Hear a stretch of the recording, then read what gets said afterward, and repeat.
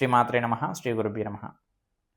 మనము వివాహం కాకపోవడానికి గల కారణం ఏందో ఈరోజు తెలుసుకుందాం.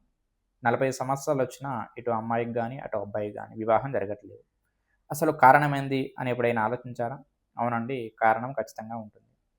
అసలు కారణం ఏంటి అంటే ముందుగా సర్పదోషము. సర్పదోషం ఉంటే వివాహం ఆలస్యంగా జరుగుతుంది. వివాహం జరగకపోవడానికి అవకాశాలు ఎక్కువగా ఉంటాయి. తర్వాత చూసుకున్నట్టయితే కళత్ర దోషము. ఈ కళత్ర దోషం ఉన్న వివాహం ఆలస్యంగా జరుగుతుంది. వివాహం జరగకపోవడానికి కూడా అవకాశాలు చాలా ఎక్కువగా ఉంటాయి. తర్వాత మనందరికీ తెలిసిన దోషమే కుజదోషము. ఈ కుజదోషం ఉన్న వివాహం ఆలస్యంగా జరుగుతుంది. వివాహం జరగకపోవడానికి కూడా అవకాశాలుంటాయి. అవునండి. మరి ఈ దోషం ఎట్లా వస్తుంది అని ఎప్పుడైనా ఆలోచించారా? ముందుగా సర్పదోషం.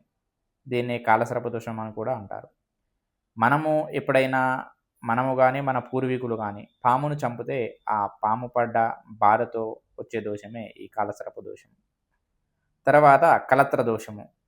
మన తల్లిదండ్రులు లేదా వాళ్ళ పూర్వీకులు ఎవరైనా గాని భార్యాభర్తలు భర్తని భార్య, భార్యని భర్త కొట్టి ఒకరి పరంగా ఒకరు బాధపడుతూ ఉంటారు. ఆ బాధ ద్వారా వచ్చిన దోషమే ఈ కలత్ర దోషం. తర్వాత వచ్చేది కుజదోషము. అసలు ఈ కుజదోషం ఎట్లా వస్తుంది? అంటే మనము విపరీతంగా ఆస్తిపాస్తులు అమాయకులను చేసి లాక్కుంటాం. ఇటు భూములు, అటు ఆస్తులు, ఇటు డబ్బులు అమాయకులను చేసి అమాయకుల దగ్గర నుండి లాగేసుకుంటూ ఉంటాం.